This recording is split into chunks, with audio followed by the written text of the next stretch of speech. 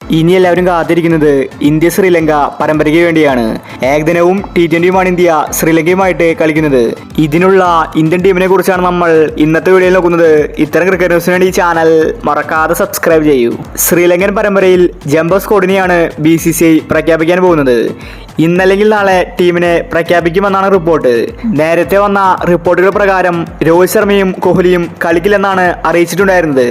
എന്നാൽ ഇപ്പോൾ ഗംഭീർ വലിയ തീരുമാനമാണ് എടുത്തിരിക്കുന്നത്. രോഹിത് ശർമ്മയും കോഹ്ലിയും ഉറപ്പായിട്ടും ഏകദിനത്തിൽ കളിക്കണമെന്നാണ് ഗംഭീർ പറയുന്നത്. അതുകൊണ്ട് ശ്രീലങ്കൻ ഏകദിനത്തിൽ രോഹിത് ശർമ്മയും കോഹ്ലിയും ഉണ്ടായിരിക്കും. കീപ്പർമാരായിട്ട് 2 താരങ്ങളാണ് ഉണ്ടാവുന്നത്, ഋഷഭ് പന്ത്, സഞ്ജു സാംസൺ. ഈ 2 താരങ്ങളും 2 സ്ക്വാഡിലും ഉണ്ടാകുമെന്നാണ് അറിയാൻ സാധിക്കുന്നത്.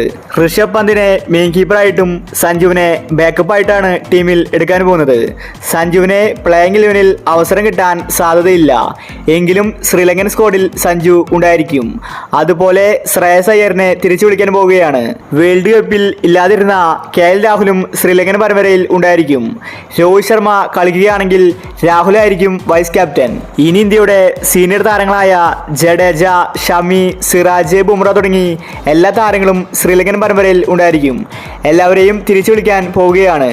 ഹാർദിക് പാണ്ഡ്യ ഏകദിനത്തിൽ ഉണ്ടായിരിക്കില്ല. T20യിൽ മാത്രമായിരിക്കും ഹാർദിക് ഉണ്ടാവാൻ പോകുന്നത്. ജയ്സ്വാൾ, ഗില്ല്, സൂര്യ തുടങ്ങിയ താരങ്ങൾ T20യിൽ ഉണ്ടായിരിക്കും. വലിയൊരു സ്ക്വാഡിനെയാണ് BCCI പ്രഖ്യാപിക്കാൻ പോകുന്നത്. സഞ്ജുവിനെ സ്ക്വാഡിൽ അവസരം കിട്ടുമെന്നത് ഉറപ്പായിരിക്കുകയാണ്.